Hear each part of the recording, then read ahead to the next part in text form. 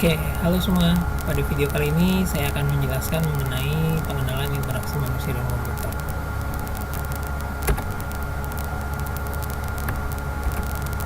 Oke, seperti kita ketahui, interaksi manusia dan komputer itu perlu untuk kita pelajari karena ini terkait dengan cara kita mengetahui bagaimana kebiasaan user, dalam hal ini manusia, dalam mengoperasikan komputer. Tentunya dengan adanya interaksi manusia dan komputer, kita mempelajari bagaimana membuat aplikasi yang membuat manusia merasa nyaman, memberikan kemudahan dalam pekerjaannya, dan tentunya memiliki fungsi sesuai dengan yang dibutuhkan. Nah, latar belakang kenapa kita perlu mempelajari interaksi manusia dan komputer adalah pada awalnya komputer itu boleh dibilang berbeda jauh dengan yang ada pada saat sekarang. Kita tahu awalnya komputer itu digunakan oleh instansi militer. Bahkan kalau kita searching terkait komputer generasi pertama, kita bisa lihat bentuknya berbeda jauh dengan yang ada pada masa sekarang. Di sini kita bisa lihat dari bentuknya saja sudah terlihat rumit, dan pengoperasiannya juga boleh dibilang rumit. Mungkin kalau rekan-rekan pernah menyaksikan film Imitation Game, nah kurang lebih seperti itu cara pengoperasiannya. Nah, selain itu, pada sekitar tahun 1980-an mulai banyak diproduksi personal komputer. Orang-orang mulai banyak menggunakan komputer dalam kegiatan sehari-hari. Namun sayangnya masih banyak keterbatasan. Nah, karena tentunya setiap orang memiliki rasa ingin tahu yang cukup kuat, mereka mulai memikirkan bagaimana caranya aplikasi-aplikasi di komputer ini sifatnya user friendly. Maksudnya apa user friendly? Yaitu memberikan mereka kemudahan dalam mengoperasikannya. Nah, ada 3 faktor yang mempengaruhi dalam membentuk interaksi manusia dan komputer. Yang pertama tentunya adalah manusia. Manusia di sini sebagai user yang akan menggunakannya tentunya membutuhkan aplikasi komputer yang memberikan kemudahan dalam pekerjaannya. Yang kedua tentunya adalah komputer itu sendiri. Tentunya kita tahu komputer sendiri tidak hanya terdiri dari bahasa pemrograman, tapi juga hardware input, output, dan lain sebagainya. Lalu yang terakhir, ketiga, tentunya adalah fungsi dari aplikasi komputer itu sendiri. Berfungsi untuk membantu pekerjaan manusia di bidang apa. Tentunya akan berbeda dengan fungsi untuk antara bidang pendidikan misalkan dengan bidang kesehatan. Tentunya komputer yang digunakan akan berbeda. Oke, di sini saya mengambil literasi dari beberapa penulis. Mungkin kalau saya beritahukan, rekan-rekan bisa menuliskan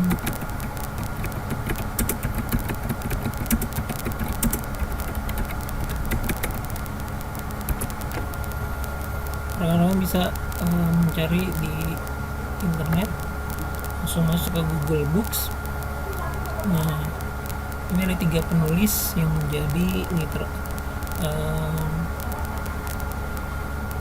referensi utama dari materi interaksi manusia dan komputer, yaitu interaksi manusia dan komputer karya Insaf Santoso, interaksi komputer dan manusia karya Ahmad Mursyidun Nidom, dan interaksi manusia dan komputer karya Supriyanta.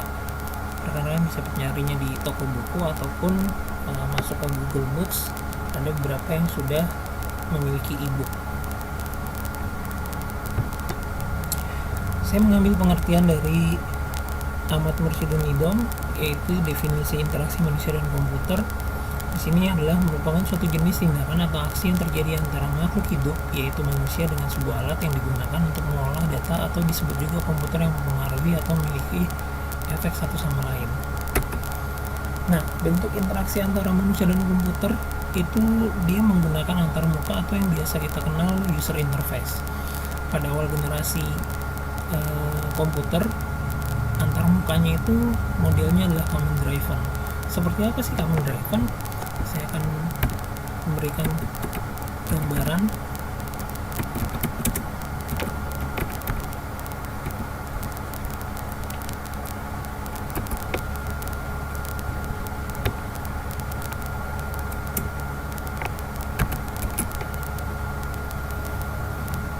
Nah, kurang lebih bentuknya seperti ini.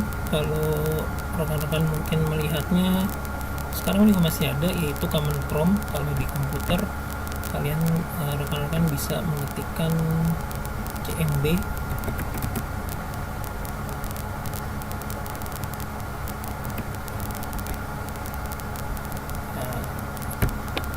seperti di command prompt. Sebenarnya di command prompt kita bisa mengeksekusi melakukan operasi apapun terkait dengan perintah-perintah yang ada di komputer, seperti misalkan mematikan ataupun mencari file. Itu bisa kita lakukan di sini sebenarnya.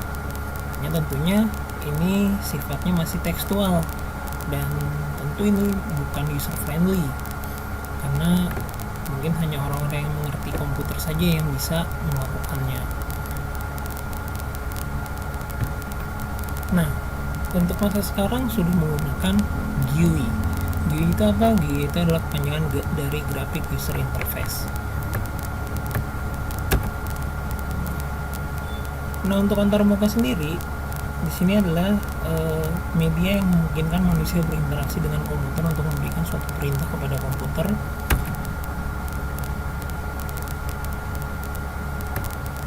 Oke, berikutnya interaksi manusia dengan komputer tentunya tidak terlepas dari kondisi saat ini. Kalau kita tahu bahwa komputer pada saat sekarang boleh dibilang harganya sudah relatif murah, sudah terjangkau, bahkan kita hampir melihat banyak orang-orang yang membawa komputer jinjing atau dengan kata lain disebut laptop. Dan juga selain itu juga terkait dengan perubahan teknologi yang begitu masif terjadi, sehingga banyak sekali perusahaan-perusahaan yang awalnya masih bersifat tradisional sudah beralih ke teknologi, sudah mulai menggunakan komputer. Dari bidang kesehatan seperti kita ketahui sudah banyak menggunakan teknologi komputer, bidang pendidikan, bidang ekonomi atau bisnis, dan bidang-bidang lainnya. Nah, dengan adanya banyak bidang-bidang tadi yang sudah menggunakan komputer, tentunya kebutuhan perancangan setiap bidang itu akan berbeda. Tidak semuanya bisa kita samakan, karena oleh sebab itu maka interaksi manusia dan komputer ini sebenarnya bukan bagaimana cara kita menyamakan menyamakan semua aplikasi itu kita samakan, bukan, tapi adalah bagaimana membuat sebuah aplikasi yang sesuai dengan kebutuhan yang diinginkan. Oke, istilah IMK sendiri boleh dibilang mulai muncul pertengahan tahun 80-an sebagai bidang studi yang baru, lebih ke bagaimana mempelajari cara manusia berinteraksi dengan komputer, tapi juga tidak hanya sekedar perancangan antarmuka secara fisik seperti desain saja, tidak, tapi mengatur bagaimana cara manusia berinteraksi dengan komputer. Nah, sebuah program aplikasi terdiri dari dua bagian. Di sini ada bagian antarmuka. Yang pertama, mungkin rekan-rekan sudah tidak asing dengan tampilan seperti ini. Ini adalah tampilan antarmuka. Lalu berikutnya adalah bagian aplikasi. Nah, untuk bagian aplikasi lebih seperti bahasa pemrograman, perintah-perintah operasi, dan sebagainya. Lalu media antarmuka manusia dan komputer terbagi menjadi dua, yaitu media tekstual dan juga media GUI atau Graphical User Interface. Media tekstual seperti yang tadi sempat saya contohkan dari command driven, atau kalau di bahasa pemrograman juga ada, kita menggunakan misalkan mungkin rekan-rekan pernah belajar Golang C++, nah kurang lebih seperti itu, mengetikkan perintah ini adalah bagian aplikasi, include studio, main, printf, selamat belajar dan sebagainya. Lalu outputnya ini adalah bagian dari aplikasinya, bagian dari desainnya atau antarmukanya. Lalu berikutnya media GUI, graphical user interface. Ini sudah mulai kita menggunakan objek-objek untuk membuat tampilan antarmuka, sehingga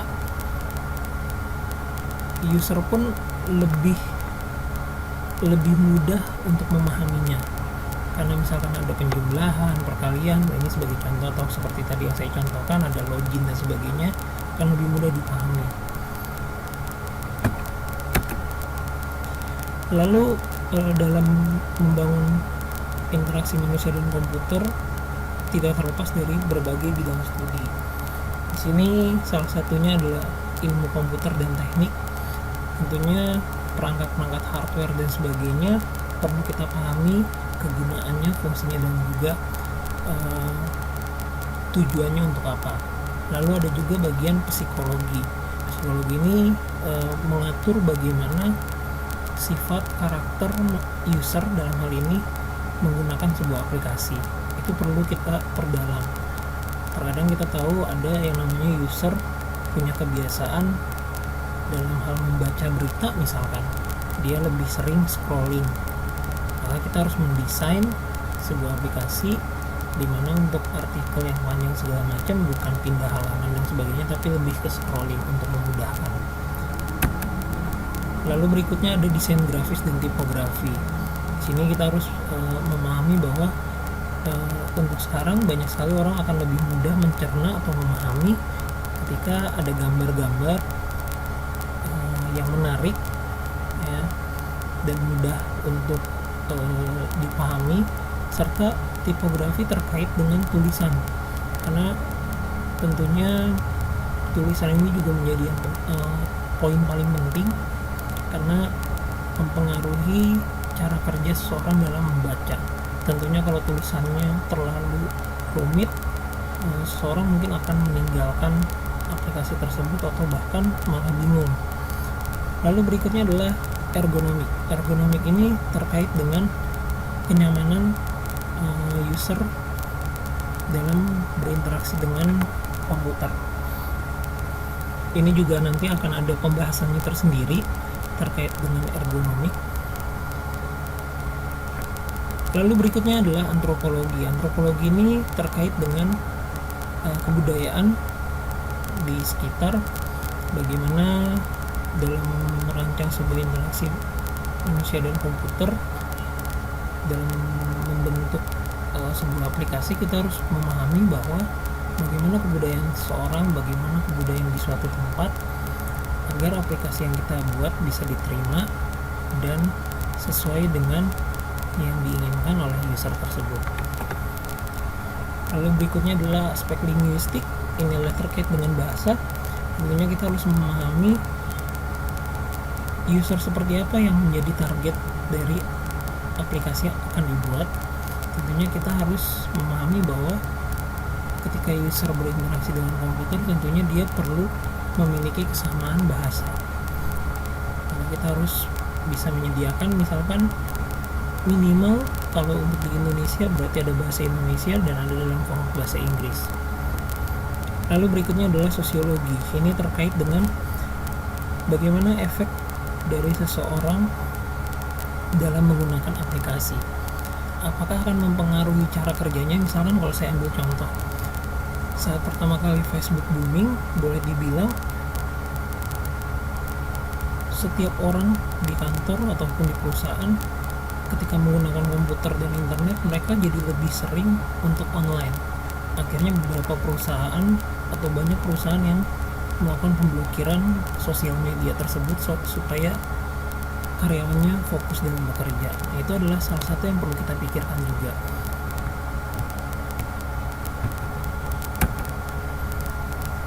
Lalu berikutnya piranti alat bantu pengembang sistem. Untuk mempercepat proses perancangan, tentunya kita butuh piranti atau alat bantu pengembangan sistem seperti pemrograman visual. Di sini ada Visual Basic, Fox Pro, Delphi, Visual C++, atau juga misalkan NetBeans ya. Ini umumnya biasanya berbasis desktop. Kalau web kita bisa menggunakan PHP misalkan bahasa pemrogramannya, atau kalau mau pakai framework misalnya Laravel, bisa CodeIgniter, atau kalau berbasis Android bisa kita gunakan Android Studio misalkan. Lalu untuk menggunakan piranti bantu adalah antarmuka yang DSLR menjadi lebih baik. Program antarmukanya menjadi mudah ditulis dan lebih ekonomis dalam pemeliharaannya. Tentunya untuk mendesainnya akan memberikan kemudahan bagi kita yang mendevelop suatu aplikasi, sehingga akan lebih baik dari sisi tampilan dan juga tidak begitu rumit untuk dipahami. Lalu berikutnya adalah pengelompokan piranti bantu.